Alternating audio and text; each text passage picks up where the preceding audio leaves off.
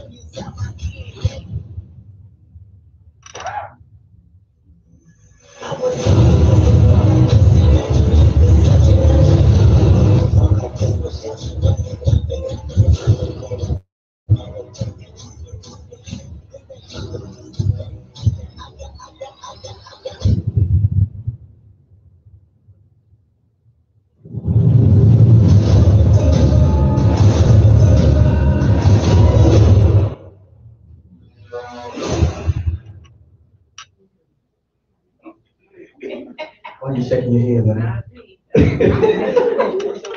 Everybody ready? Y'all ready to go? I got some. Oh, y'all ready? We're gonna go. We're gonna do it. Y'all do it. Wendy ready? Joy, you in? We're gonna do the race. You ready? Right here. It comes right here in Concord. Right on the corner, you know, we just go over there, we knock it out. Just 3 miles. You know, we can handle that, right? Y'all ready? That's gonna be our yo outing. You ready? You ready? Look at me like, no, Pastor, I ain't rolling. I'm gonna be sick on that day.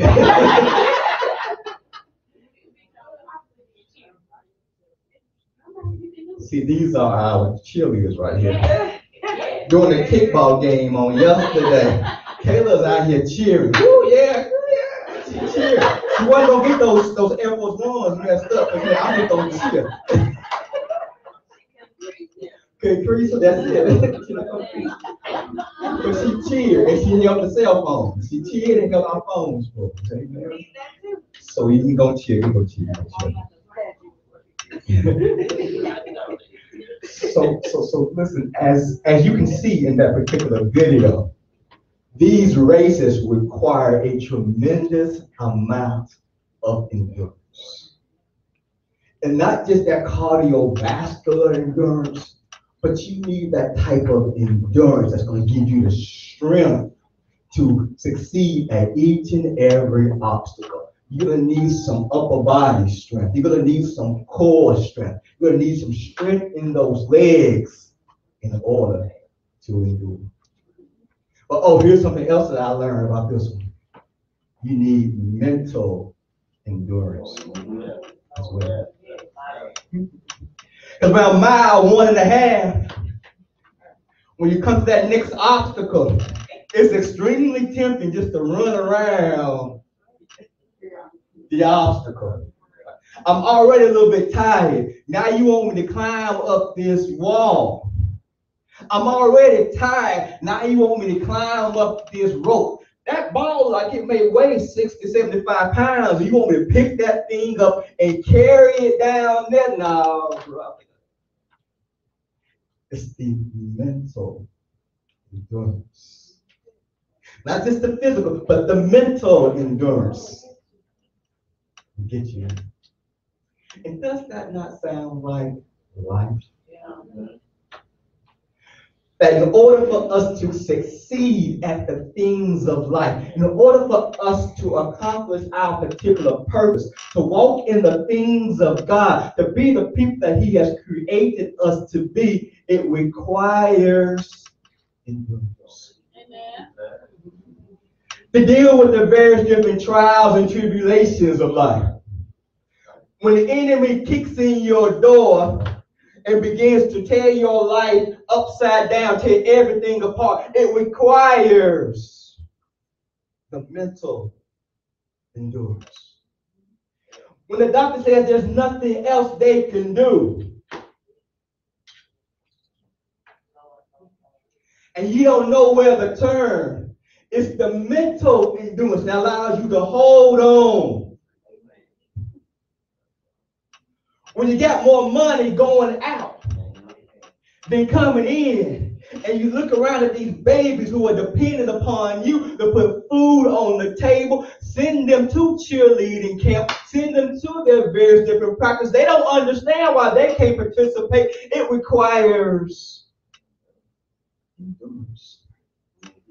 And say, I'm going to wait on the Lord.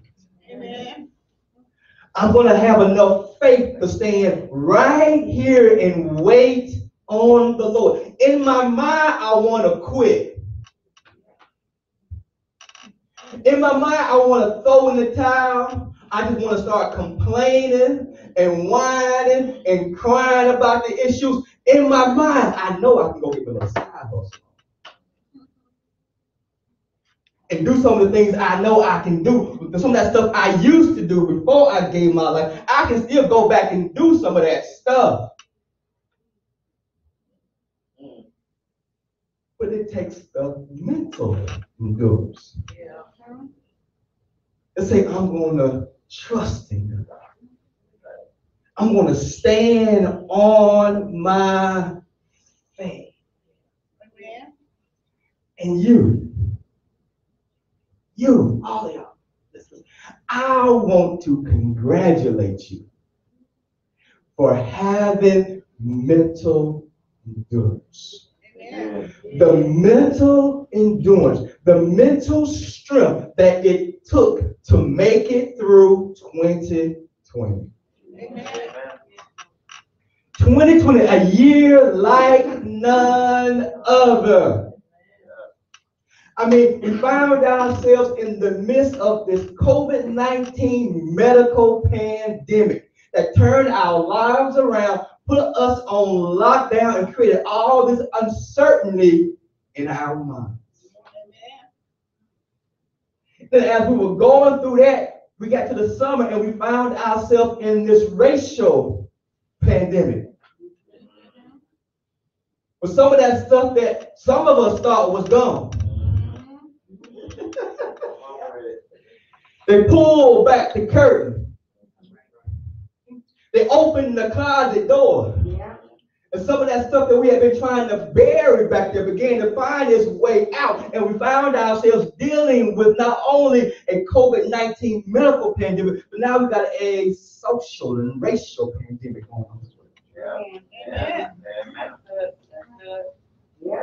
And Pink, to make matters worse, political science major, We found ourselves in the midst of a presidential election where everything was fair game. Truth wasn't truth anymore.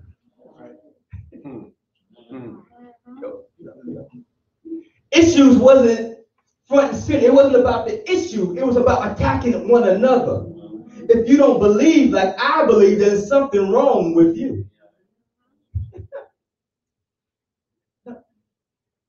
And all these things we found ourselves dealing with in the midst of this 2020 year. 3 pandemics. But you guys excelled. You excelled in the midst of it. They sent you home without notice and said, now you have to learn how to do school online. What? Here's your laptop. I hope you have an internet connection at your house that's somewhat decent. I hope you understand how to utilize this thing at home. Go to work. What's going to happen? Your teacher's going to say something. What? I don't know. Just tune in at this particular time and just sit there and we'll work this thing out together. We don't know where we're going. We don't understand how all this stuff is going to work out.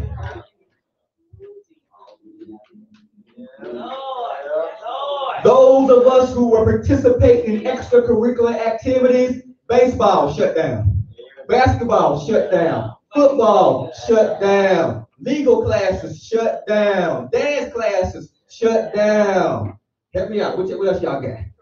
Track shut down. Spin shut down. What was you doing? Church shut down. In-person church shut down. The mall shut down.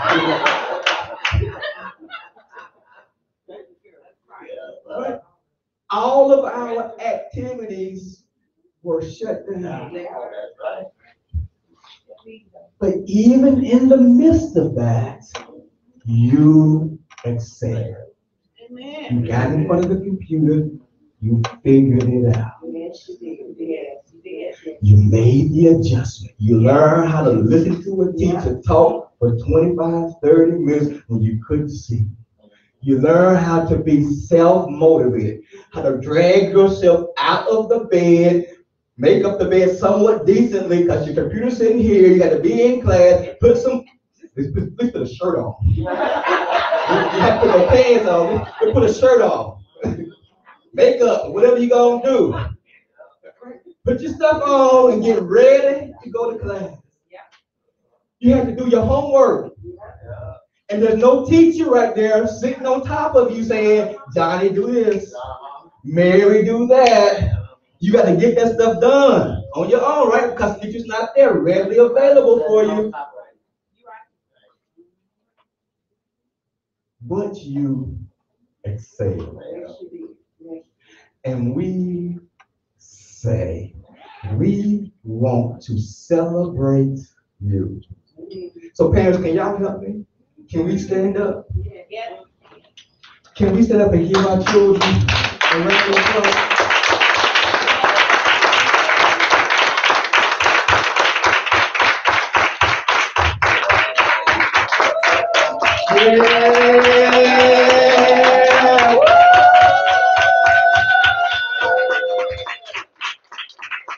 If you have a child in the building, can you look at your child?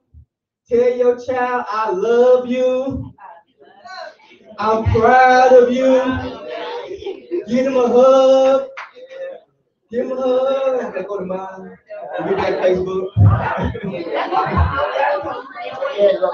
It's an unusual sermon, but we all right. Give them some hugs.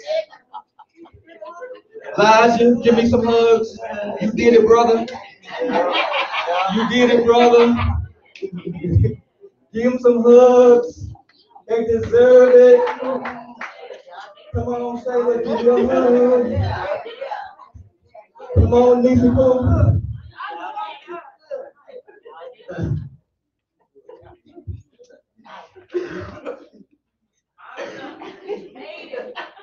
Made it. We made it. We celebrate you. Yeah, we celebrate you. Yeah, yeah. We celebrate you. And you did not allow yourself to become a statistic. I'll say it that way. Amen. You do understand that they were writing some of us off, right? Yeah. You better talk. You better talk. I want to put you in this category right here of those who are not achieving at a particular level. But your success says, I shall not be a statistic. Not a negative one anyway. I will be a positive share, a positive integer. Did I say that? Positive integer. Did I say that right? That's my cum laude. Did I say that right? So listen. But even though we celebrate you today, we do all understand that this thing is not over. That this pandemic is still out there. And there's still some more adjustments that we're going to have to make. Who knows what's going to take place when the fall gets here and we have to go back to school? Will everybody be in person? Will everybody be remote? Will there be a mixture of both? Will there be another variant that comes back around and causes more issues? We have no clue of what's going to happen. But here's what we do know. That we made it through the first round. We endured the first round. We learned some tricks and some tips during the first round. We learned the power of unity in the first round. We learned that we can do more than what we thought we could do during the first round. So if a second round just happens to come back through, we're ready. If it shows up again, if we find ourselves at home again, we understand what we need to do. We know how to endure. And John, when he says endure, he's not talking about just making. He's not talking about going into survival mode or doing just enough so I can keep my Xbox. Just enough so I can keep my cell phone. Just enough so I can stay out of trouble. But the type that he's talking about is doing above and beyond. He's talking about excelling. And is that not what winners do? Winners thrive. They don't just survive. They don't just go through the motions and do barely enough. Winners say, I see the obstacle right here in front of me. And this is an opportunity for me to do above and beyond. To go above and beyond what I can ever think. Through the power of my God. They run to win. Amen. Winners thrive, not survive. Y'all know what I'm talking about? I got any winners in the house? Any winners in the house? If you're a winner, can you point to yourself and say, I'm a winner? Come on. I need some energy and some passion. I'm a winner.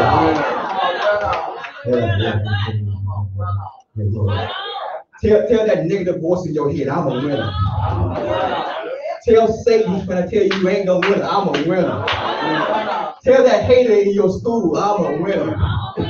Tell that hater on your job, I'm a winner. And I thrive, not survive. We run to the win. So the author of Hebrews says, let me give you a few tips on what you need to do to run with endurance. And there's three things he wants us to know about. The first one, he says, let us lay aside every weight. He says, let us lay aside, keep going. Let us lay aside every weight. Right? Now, by weight, he's not talking about sin, but he's talking about that stuff that becomes a burden to us. That stressful stuff that we find ourselves carrying around with us. He's talking about trying to have this people-pleasing mentality. Where we find ourselves consumed with pleasing our friends, but changing the way we act so that we can fit in with other people. He's talking about time management and how poor time management can add weight to you, can be more stressful to you. He's talking about procrastination. He's talking about those things that we find ourselves doing. That's not necessarily sin. It's not immoral, but it causes more problems in our lives. It creates more issues in our lives than what we actually need. Let me show you what I'm talking about. Elijah. Come on, I need some help. Now, I met Elijah yesterday.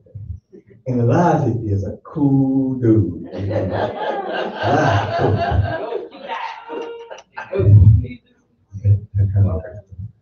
Elijah cool. So we learned how to play. We played hoops yesterday.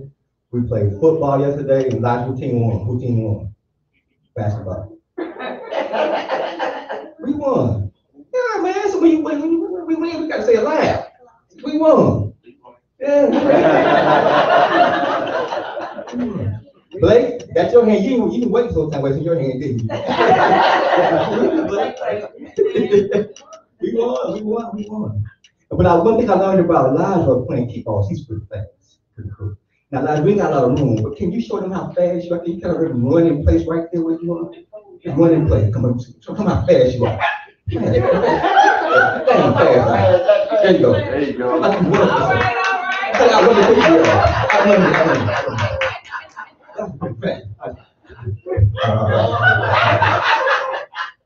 So Elijah's fast, right? So if we put Elijah out on that obstacle course, I think Elijah would do a great job and run it from distance to distance to distance, right? Well, what if I gave Elijah? What if I gave Elijah an obstacle? Oh my God! And told Elijah, let's run now. Come on. That's a bit heavier now, right? You got a little more trouble now, right? Because if you have that weight in there, that procrastination in there, Come on, man. those issues, he's tired already, ain't he? He's tired already, right? Because he's carrying around all of that weight. He's carrying around that people-pleasing mentality. I need to make sure my friends like me. I want to fit in with so-and-so and with such and such. I want to be a part of this crowd.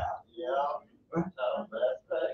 So when you're carrying all that weight around, it's hard for you to get where you're trying to go. I have a purpose, but it's hard for me to get there. I have a goal to get straight A's or A's and B's in school, but it's hard to get there because I got all this weight. I have a goal to be on a particular team, but I can't get there because I got all this weight. My adults, I got a goal to do certain things on my job, but I got all this weight. I got a goal to do certain things in my marriage, but I got all this weight.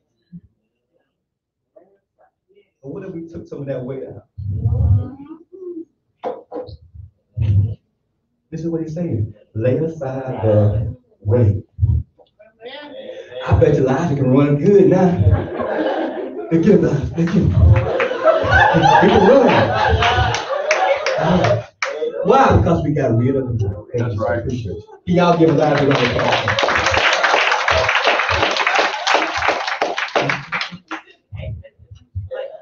We gotta lay aside every weight. Don't carry all that stuff. You were not meant to carry all of those burdens and those stress. Nehemiah put it up there just a second ago. And you can go. It says, "Come unto me, all ye who labor and are heavy laden." He says, "I will give you rest." It's not your job to carry that weight around. That's somebody else's job. We're going to talk about that in a minute. But don't you carry all of that weight around. Some of our bodies are struggling right now from stress because we keep carrying all the weight. We go to the doctor, they can't find anything wrong because there's nothing wrong. You carrying around the weight. And that weight and the stress that comes with it creates all these different types of issues in our body.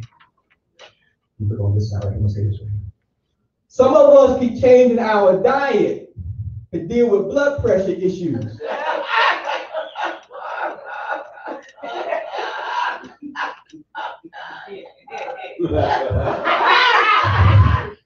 Some of us change our diet to deal with blood pressure issues. But what we need to do is lay aside the weight. Because stress creates those blood pressure issues as well. It's the stress of life that we keep carrying around that's beating our bodies. You were not meant to carry that stuff. Lay aside.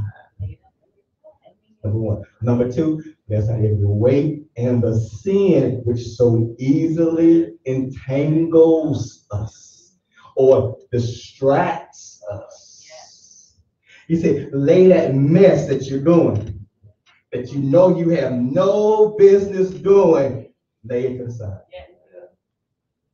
That sin that brings you so much pleasure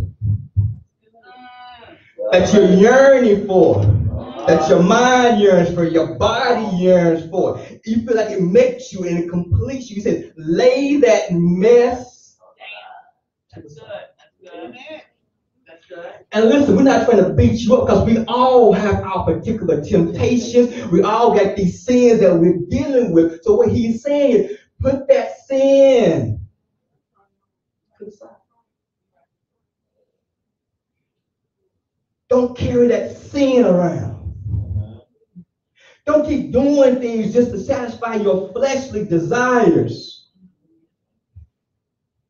But there comes a point that we have to lay that stuff down.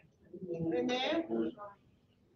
Say, I'm not going to allow myself to be burdened by this sin and that which comes with the sin anymore. I'm going to lay this mess down. Why? Because I have a purpose. Think of it like this. Think of it like this. You're running the obstacle course race known as life.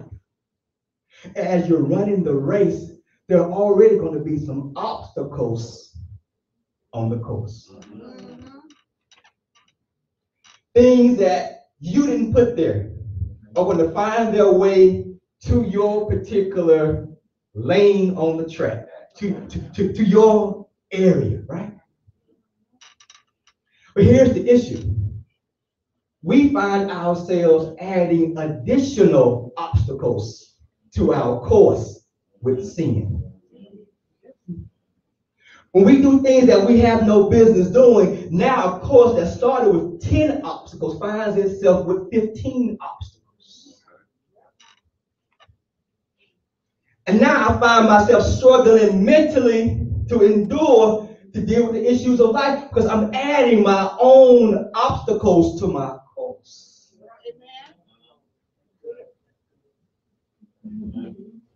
And these obstacles take me away from my original purpose. They take me away from the accomplishment of my goal. But now I got to stop and deal with the sin, mama.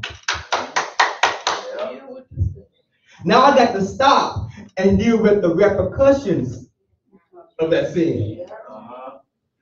Y'all know what I'm talking about? We all know that sin doesn't stay in a vacuum, right? You don't sin on Monday at 5 o'clock and it stays right there on Monday at 5 o'clock. You will reap, but you suffer. Amen. And that sin tails along with you. You try to go this way, here comes sin. You turn right, here comes sin again. You go straight, that sin keeps going everywhere you go. So now I got to stop where I'm trying to get to, whether it's school-wise, career-wise, whatever it is, I got to stop where I'm trying to go and deal with this sin. While some of us are not accomplishing our goals, not getting to where we're trying to go. You have to deal with the sin. Look at number 3. Look what he tells us to do. He said, lay aside every weight and the sin which so easily entangles us, and look unto Jesus, the author and the perfecter of our faith. He says, look to Jesus. Look to the hills from which cometh your help. Look to Jesus, the one who created you, and the one who has the power to perfect you.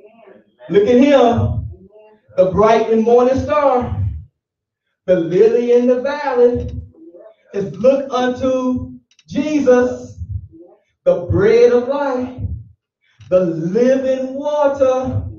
Look unto Jesus, the one who fed 5,000 with 2 fish and 5 loaves of bread. The one who walked on water. And if he can do all of those miraculous signs, he can take care of your issue that you're dealing with as well. Amen. But we got to take it to him. Amen. We have to take it to Jesus. Let me show you what I mean. Bryson and Blake. Bryson.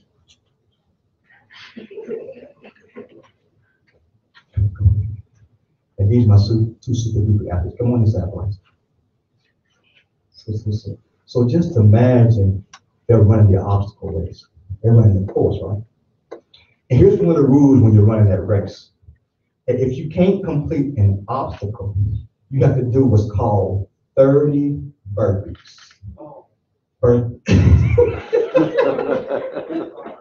You're fine. Does everybody know what a burpee is? So for those who don't know what a burpee is, can y'all demonstrate to them what a burpee is? Do them with the push-up in.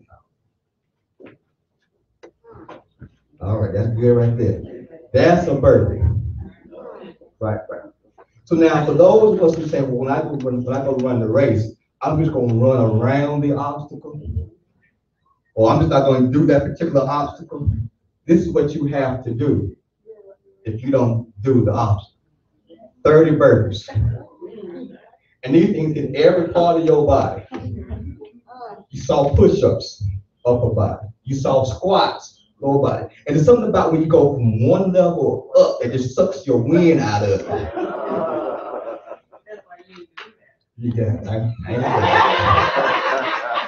that's wisdom. So you find yourself sometimes dealing with sin, and this is what happens. Now you're dealing with all this other stuff. But just suppose, Bryson was out there, and he's doing it by himself. There's also another rule that they have that says if you have a buddy, if you come with a team, your team can help you complete your 30 burpees. So what if Bryson got there, he couldn't do the obstacle, and he got to do his 30 burpees. He got down and he started doing his. I got 3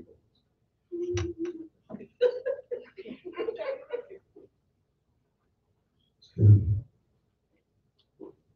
3. And he got tired. So he said, well, he ain't tired yet. 4, 5. All right, okay, don't show up. You're going to make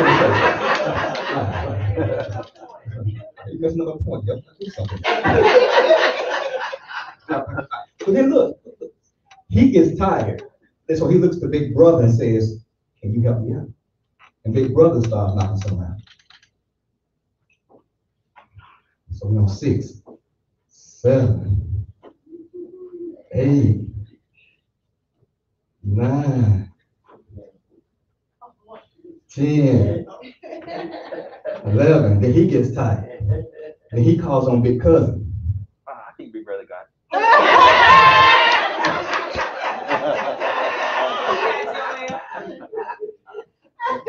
And big cousin comes over. I didn't say which big cousin, but since you came, big cousin said, I'm gonna knock out a few for you. Big cousin already came. So big cousin say, whoa, I'm tired. And then big cousin called on youth leader.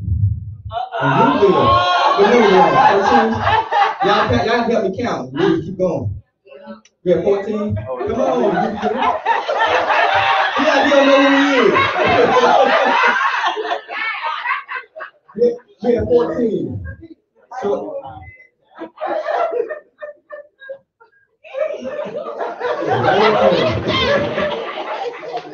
But no, we all 16, 17, 18, 19. So he gets a little tired, so he said, let me call on Elijah, our newfound friend.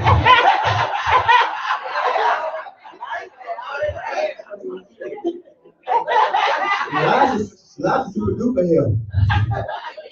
So Elijah, I'm gonna go forward. Come on, give us a few of them. What number? Keep counting for us. 20. Go. You tired already? Come on, Shania Twain. Come on, Shania Twain. We gonna call his big sister. Come on, big sister. All right. You can't do more. All right. So that means I have to do the rest of them. Right, we're at 19, 20, 22. All right, thank you. 22. Mike, you got at least one in you? John, you got one? John got one. Come on, John. John got one with you.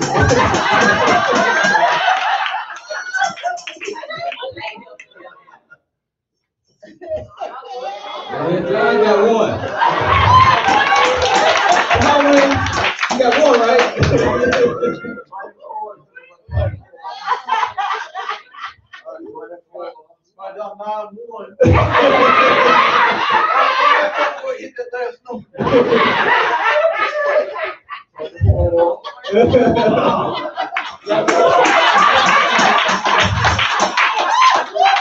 They're trying to hold the baby. I can't let the baby go.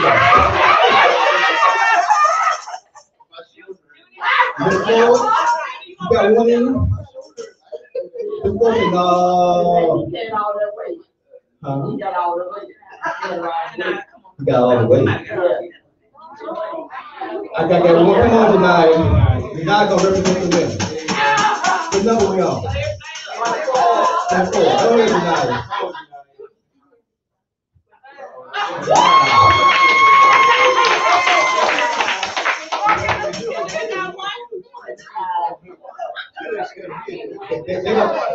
They don't exercise.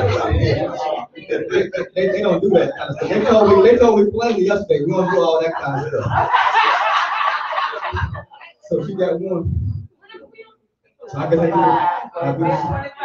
We're at 25. Woo! All right.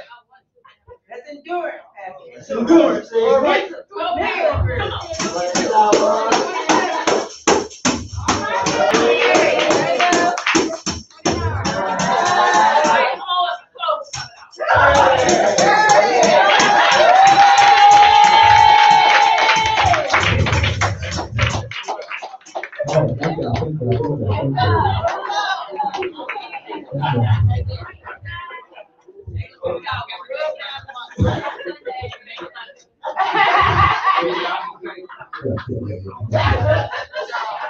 But we need a nurse today, but the nurse ain't here. The nurse ain't the nurse across the board. So all of the demonstrators represent Jesus. Amen. Bryson could not finish the obstacle. So Bryson needed to look to the hills from which cometh his help. And as he looked unto Jesus, the author and the finisher of his faith, then he received the help that he needed. Amen. Amen. And sometimes help comes in deliverance, healing. But then sometimes help comes from a friend. Sometimes God puts people in our lives that will help us along the way. That will help us carry that load. That will help us do the things that we need to do in order to be the people that we have been created to be. Don't be afraid to call on the Lord. Winners understand where their help comes from. So as I run to win, as I seek to thrive, not merely survive, I drop my pride and call unto the Lord. I'm waiting on him. I'm going to call on him. I'm going to put my trust in him to do what he needs to do. Amen? Amen. Let me hear bow and pray. Father God, we just thank you for who you are in our lives, God. We thank you for being our King and our Lord, God. We thank you for being our Master. God, we thank you for each and every youth in here and how you help each and every one of them to succeed during this triple pandemic year. You help them with their schoolwork. You help them get the resources that they need. You help them stay in their right minds. I can use the old folks. Yeah. You are there with them. Yeah. And we say thank you. Thank you. Thank you for your faithfulness. Thank you for caring so much about us. Thank you for loving on us, Father. We are greatly appreciative of what you have done. And we look forward to what you are going to do with each and every youth. All the glory and all the honor belongs to you. And we say, we love you and we thank you. It's in Jesus Christ's name that we pray. Amen. Amen.